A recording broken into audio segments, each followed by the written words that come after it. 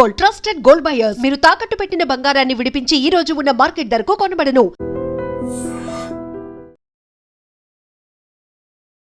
రంగారెడ్డి జిల్లా షాబాద్ దగ్గర అత్యంత ఘోరమైనటువంటి రోడ్డు ప్రమాదం జరిగింది. మీరు చూడండి, ఈ బైక్ని మీరు చూస్తే గనక నిజంగా అంటే ఈ మధ్య కాలంలో ఇట్లాంటి బైక్స్ ఎంత ఫ్యాషన్ అయిపోయినాయి అని అంటే, అసలు ఇద్దరు కూడా ఒక డ్రైవర్ మాత్రమే కంఫర్టబుల్గా కూర్చోగలుగుతాడు, వెనకాల వ్యక్తి కూడా అంత కంఫర్ట్గా కూర్చోలేడు. అట్లాంటి బండి మీద ట్రిబుల్ అంటే ముగ్గురు సవారీ చేస్తూ పొద్దున వాళ్ళు వర్క్ ప్లేస్కి వెళ్తున్నటువంటి టైంలో అత్యంత ఘోరమైనటువంటి రోడ్ యాక్సిడెంట్ ఇది.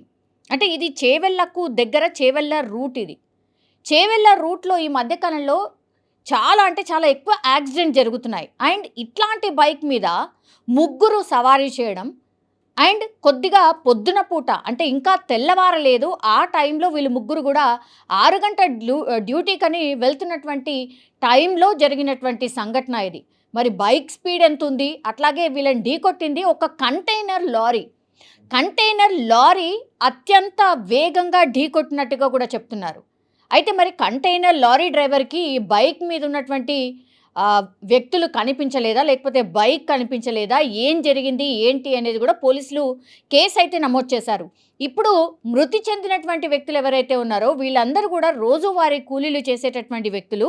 ఒకరి పేరు వచ్చేసి అజయ్, 19 సంవత్సరాలు మాత్రమే. ఇంకొకరి పేరు వచ్చేసి ఉదయ్ కిరణ్, ఆయనకి 20 సంవత్సరాలు మాత్రమే. వీళ్ళిద్దరూ కూలీ పని అంటే రోజువారీ కూలీలకు వెళ్ళేటటువంటి వాళ్ళు అన్నటువంటి మాట చెప్తున్నారు. ఇప్పుడు అజయ్ అనే వ్యక్తి ఎవరైతే ఉన్నారో అతనికి అమ్మ లేదు, కేవలం ఫాదర్ మాత్రమే ఉన్నారు. వీళ్ళు రోజు కూలీ చేస్తే కానీ బతకనటువంటి సిచ్యువేషన్.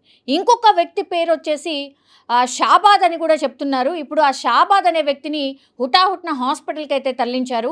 ఈ ముగ్గురు ప్రయాణిస్తున్నటువంటి బైక్ని వెనక నుంచి వచ్చినటువంటి కంటైనర్ ఢీకొట్టడంతో అత్యంత భయంకరమైనటువంటి ప్రమాదంగా చెప్తూ ఉన్నారు. మార్నింగ్ అవర్స్ ఎవరి పనులు వాళ్ళు చేసుకోవడానికి రోడ్డు మీద కొంత రష్ తక్కువ ఉన్నప్పటికైనా అటు ఇటు వెళ్ళే వాళ్ళు ఈ యాక్సిడెంట్ని గమనించి, మీరు చూడండి ఈ విజువల్స్లో కూడా చీకటిగా మనకు కనిపిస్తోంది. అంటే ఇంకా తెల్లవారలేదు, 5 నుంచి 6 గంటల మధ్యలో ఈ ప్రమాదం జరిగినట్టుగా స్పష్టంగా మనకైతే అర్థమవుతోంది. ఒక్కసారిగా ఈ అతిపెద్ద కంటైనర్ లారీ ముగ్గురు ప్రయాణిస్తున్నటువంటి బైక్ని ఢీకొట్టడంతో అక్కడికక్కడే ఇద్దరు చనిపోయారు. ఇంకో వ్యక్తికి సీరియస్గా ఉన్నట్టు చెప్తున్నారు. అంబులెన్స్లో అతనైతే తరలించినట్టుగా కూడా చెప్తున్నారు.